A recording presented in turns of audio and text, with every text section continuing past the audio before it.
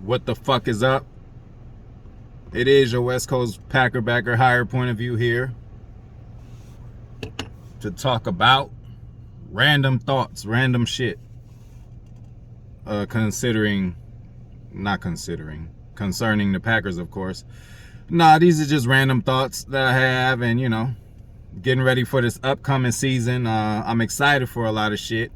It's we about a month out from training camp. So I know a lot of y'all motherfuckers ain't in all that. Y'all just waiting for kickoff, possibly a week before build up. But I'm on this shit from summertime. I need to know who might be starting, who ain't doing good in this day of practice, this, that, and the third. So I'm gonna keep y'all updated on all that shit. So just fuck with me. So I'm again, this is just random thoughts video, but I'm kind of thinking a lot of these subjects I'm talking about will turn into their own videos. But yeah, man, I'm just excited for another motherfucking year. I'm excited the crowd is going to be back full capacity. I'm excited Aaron Rodgers is going to be back. I'm excited that we have a fucking good-ass team. I remember just not even long ago, 2 years ago, we was dealing with this McCarthy shit, and everybody was saying Rodgers is done. Man, I done heard so many quarterback lists that didn't have Rodgers on it like 2 years ago. It was just a shame. So I'm glad homie came and did his fucking thing this year. Gave y'all a y'all must have forgot kind of moment. And he got to throw his wrench in to the franchise and let him know how he feeling. So kudos to Rodgers for that. But back to the season, man. I mean, I'm just excited for it all. We're going to see Minnesota's going to be there. I'm just letting y'all know that early. Minnesota's going to be there. Random thoughts, I'm telling y'all. Minnesota's going to be there. Expect struggles, man, from us. I think offensive line-wise, we must remember Bakhtiari, he's not going to be there in the beginning of the season. He might look like it right now. He's trying really hard. But that injury he had was late last year. So my magic wand is telling me he'll be back around week 6. Especially since you know how Packers are very cautious with injuries. They'll keep a motherfucker out 2 weeks after they clear. But yeah, that's another thing. I'm excited to see Bakhtiari come back to full form because I think he is. He's already at full form with chugging beers. So yeah, man.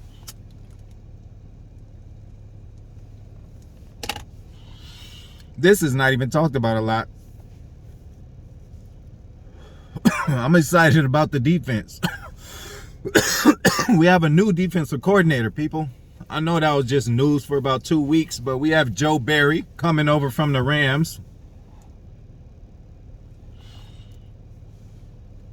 It doesn't matter, but I do have a talking point on this because whenever a new coach gets hired, you look at the shit they did previously and you kind of judge them off of that. So when LaFleur came, they're like, oh man, this is horrible. He doesn't have any experience, this and that. You gotta wait till the shit play out. At some point, he's gonna have experience, like a motherfucking credit. Like when you're 12, 13, 14, you don't have credit. 18, they barely start letting you get a little bit, But I don't know where the fuck that came from. But work on your credit, is very important. This is random thoughts. But where were we at? Oh, Joe Barry. So number one, the people, number one, what you look at after a coach get hired is what they did previously. So we're looking at Joe Barry. What did he do previously? He was at the Rams last year. What did they do? They had the number one defense. Not only did they have the number one defense, but okay, they have 2 outstanding players in Aaron Donald and Jalen Ramsey. So that kind of keeps it, it makes it a little easier to coach that kind of team. But let's call a spade a spade. They were the number one defense. We seen them up close and personal in the NFC Championship, the divisional, whatever the fuck they call it. We seen them up close and personal. Packer fans may remember that as a kind of blowout, but it really wasn't. It was a close game. It went down to the wire almost. And they have a good defense. And his defense is Patton's defense last year, which is very annoying, is bend but don't break. But we did a lot of bending, and that's okay, but you're going to deal with giving up first downs constantly. So that's why I don't like the bend but don't break. You'll get them in 3rd and 2, 3rd and 3, 3rd and 4. Time to get off the field, and we could just never do it. This Barry guy seems to be more aggressive. He's definitely more fired up, like he's a talker. He curses. You know, you'll hear F-bombs, and I heard he has no problem getting into a motherfucker's ass if they ain't doing their shit. So we need that, especially on the defensive side of the ball. And I think that's going to kind of equalize that they're still learning. You know, this is, again, his first year of the defense. So, you know, I don't think these guys are going to be able to just react without thinking. They're going to do a little thinking first and then react. But another thing about his defense, I said Patton's was bend but don't break. Joe Barry's is keep everything in front of you. You want to deke and dunk? All right, cool. But you ain't going to beat us long. You know what I'm saying? So I'm with that because, you know, we got beat long in the NFC Championship at the end of the half, which then that shit shouldn't happen. Anyway, I'm almost over that. And then, yeah, let's talk about NFC Championship. How painful was that? I'm finally kind of over it now. I've yet to watch the film. I think I seen just the highlights of it. You know, I didn't watch the whole game. I normally do shit like that, especially the victories. But, yeah, I only probably watched the highlights one time. I probably couldn't get through it. That shit was just horrible, man. So what do y'all rate that? What's worse? Seattle was worse to me, 2014. We up, what? By 10 or 12. First, we was up by like 16 in the third quarter. And then, like, with like 3 minutes left, we was up by like something. I don't remember. But I'm already, basically, I was comfortable enough to be calling motherfuckers. I'm calling all my Packer homies. Oh, man, we in the bowl. Let's get it. All right, let's load it up. Let's go to the bowl. This motherfucker, Brandon Bostic, everything just happened wrong. Anyway, yeah, I think that's a little worse than Tampa Bay. But Tampa Bay was bad because we did some things in that game that just shouldn't be happening. You don't give up that touchdown at the end of the first half. You just can't do that. That under no circumstance. And not only that, we got the ball back on the second half and we gave the ball right back to him. It was over after that, man. And we still fought. That's why I feel the Packers were the better team that game, because we still made it a game after some disastrous mistakes, man. Them was some very, very horrible mistakes. You can't do that shit before the half. And then coming in to the second half, you can't just get a ball up. You know, we needed some kind of points to, you know. But anyway, I'm over that shit. Back to these other random thoughts. I'm excited for the battles we're going to see, man. We got a lot of new receivers. Did you guys hear that? We have a lot of new receivers. We are talking about the Packers. We have receivers. Can you believe it? And we drafted a receiver this year. Can you believe it? Cancel culture needs to catch anybody this year who says the Packer has no receivers.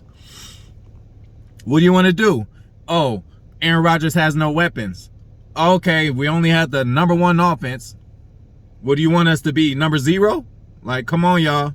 Start calling a spade a spade. Not only do we have receivers in abundance, all kinds, shapes, and colors, but we got the best in the league, Devontae Adams.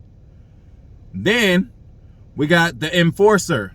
And he's very underrated in my book. The enforcer, Alan Lazard, coming back. We need somebody to do the dirty work. We got MVS coming back. Equinemius St. Brown, I don't know what he's going to do. I don't know if he's going to make the roster. Devin Funchess, first year coming back. He was supposed to come back last year, but he chose not to because of COVID. Supposedly got his shit together, got his family and all the shit in line together. So hopefully he comes back. But he played in the Super Bowl, you know. He actually was looking good, you know, when he went to Indianapolis. I don't know if he played 2 games or I don't know what he did. But he was looking good, and he was supposed to be a really integral part in their offense. But he just ended up getting hurt. So, yeah, I'm excited about this receiver battle that's going to go on. Amari Rodgers, you know, rookie we drafted. 3rd rounder. So, yeah, so random thoughts. What else am I excited about? I already said full capacity. All right, excitements. Well, what about worries? I told y'all already I was worried about the offensive line. It's going to take time because, again, Bakhtiari's not going to be there from the jump. That's number 1. Number 2, we're dealing with a rookie center, and God help him. I think he's going to be good, but ain't nothing different. I mean, ain't nothing you could compare to with grown-ass professional men coming at you. Like, you know, like first game, though. Like, you ain't got no time to, like, so that's my only kind of worry. The offensive line is that the anchor is a rookie, and it's going to take him a while to get all this shit together. Hopefully he picks up really well, but it's going to take him a while. So I'm just worried about the offensive line in the beginning of the year. End of the year, O-line should be clicking on all cylinders. Everybody should be healthy, God hope. And yeah, so that's what I think about that. What else before I get the fuck out of here?